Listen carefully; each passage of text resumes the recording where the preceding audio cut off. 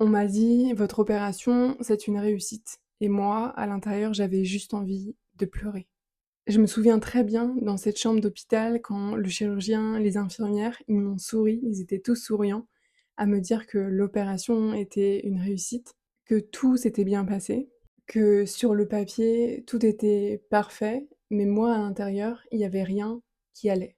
Et dans cette vidéo, l'idée, c'est de te parler de 3 choses. Pourquoi c'est normal de réagir comme ça? Ce que ça révèle aussi vraiment et la différence aussi entre guérir médicalement et se reconstruire de l'intérieur. Que ce soit le dos, le cœur, le genou, aussi pour des traitements médicaux, donc un cancer, peu importe quel type d'opération ou de traitement. Si le résultat était bon mais que toi tu n'allais pas bien, cette vidéo, elle est pour toi. Ce n'est pas une vidéo pour dramatiser, mais c'est vraiment une vidéo pour nommer un truc que personne ne nomme. Tu as de la chance, finalement, tout s'est bien terminé. Regarde, en plus, tu as vraiment beaucoup moins de douleur, mais tu devrais vraiment être soulagée parce que c'est terminé. Ça, c'est toutes les choses que j'ai pu entendre et je pense que je ne suis pas la seule. Et ce qui est important de nommer, c'est le contraste entre dedans et dehors. Dedans, oui, il y a une victoire, une réussite, mais à l'intérieur, il y a un peu comme un vide. Et la question que je me posais à l'époque, c'est pourquoi j'arrive pas à être heureuse d'une bonne nouvelle? Et il y a cette métaphore, cette image qui m'est toujours restée et je trouve qui est très parlante pour parler de ça. C'est un peu comme gagner un match et pleurer sur le terrain. Personne ne comprend, même pas toi. Et je pense que c'est important de le dire. Une opération qui est réussie et une personne qui va bien, ce sont 2 choses différentes. La première chose, c'est de t'expliquer pourquoi c'est normal et aussi que ce n'est pas une fragilité. Si on reprend un peu ton système nerveux et ton corps ne fait pas la différence entre une agression et une opération programmée.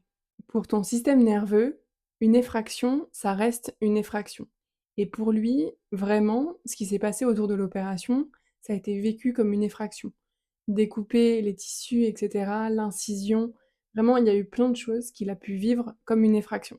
Donc peut-être qu'on t'a vendu ce mythe un peu de la ligne droite, une opération, puis la guérison.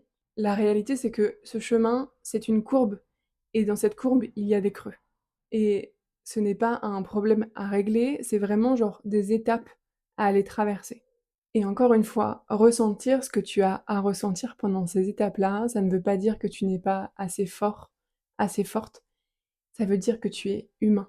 En travaillant sur cette idée de vidéo, il m'est revenu un passage en même temps, plutôt plusieurs passages finalement, après mon opération, les années qui ont suivi, des moments de vie, un peu du quotidien et je pense que ça va pouvoir vous parler aussi sûrement. Ces moments du quotidien et je vois plein de moments finalement du quotidien où j'étais beaucoup dans ma tête à réfléchir, à chercher ce qui se passait. C'était pas forcément quelque chose qui tournait autour de la douleur. Il faut savoir qu'après l'opération, j'ai quand même eu de longues années avec pas mal de douleurs, jusqu'à temps de les comprendre, arriver aussi de mieux en mieux à les gérer, à écouter mon corps. Mais j'avais toujours quelque chose à l'intérieur et ce qui me revient comme ça comme image, c'est vraiment genre un caillou dans la chaussure.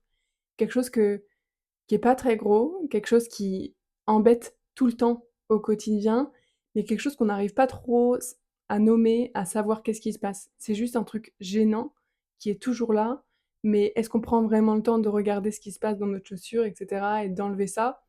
Pas toujours, en tout cas pas au début. On peut marcher pendant longtemps avec ce caillou-là parce qu'on se dit: «Oh, c'est juste un petit caillou dans ma chaussure». Bah, c'est un peu la sensation que j'ai avec ce questionnement-là et ce mal-être-là que j'ai pu ressentir après mon opération. Et c'est vraiment avec les années que j'ai compris que ce mal-être-là, il n'était pas là pour me punir, mais qu'il était vraiment là pour que j'entende quelque chose, pour me dire quelque chose que je n'avais jamais vraiment écouté. Et peut-être que oui, ça disait quelque chose sur, bah, en fait, je sais plus qui je suis depuis que j'ai traversé tout ça, depuis que j'ai été opérée, depuis que c'est terminé maintenant, qui je suis et qui je peux être aussi par la suite. Et ça, c'est important. Si tu dois retenir qu'une seule chose de cette vidéo, c'est que le corps ne trahit pas, il précise. Ce qui est important pour moi aussi de revenir, c'est la différence entre la guérison médicale et la guérison intérieure. La guérison médicale, elle se voit par exemple sur une radio, sur un examen. Elle se mesure, elle se chiffre, elle est concrète. La guérison, la reconstruction intérieure, elle, personne ne la voit, même pas toi, au début. Il arrive un moment après ton épreuve où le médical commence à donner le feu vert pour reprendre une vie «normale» entre guillemets. Mais ce qui est fou, c'est que personne ne te donne le mode d'emploi pour la suite. C'est un peu comme si on préparait un sportif, par exemple, à une compétition, à gagner quelque chose et qu'on ne le préparait pas à l'après-podium. Ce qui est important de dire, c'est qu'une cicatrice, ça se referme en quelques semaines, mais une identité, ça prend plus de temps et surtout, ça n'a pas de calendrier. Et il y a ces quelques vérités que tu n'entendras jamais dans les couloirs de l'hôpital, mais qui me semblent important que tu entendes aujourd'hui. Personne ne te dit que tu peux pleurer même si le résultat est bon, et pourtant c'est totalement normal.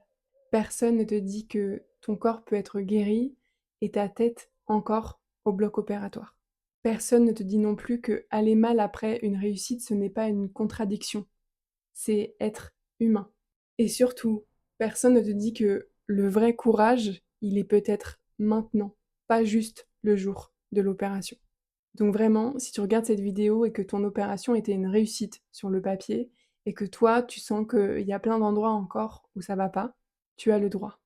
Ce n'est pas de l'ingratitude, c'est de l'humain. Et je suis curieuse aussi en commentaire de savoir si toi, quelqu'un t'a déjà dit que tu avais le droit d'aller mal après une bonne nouvelle, après une réussite. Si cette vidéo, elle a résonné avec ce que tu traverses en ce moment, si elle a pu t'aider aussi là-dedans, j'en suis vraiment très contente. N'hésite pas à mettre un like et à t'abonner, il y a d'autres vidéos comme ça qui arrivent sur la chaîne. Je te dis à très vite. Bye bye.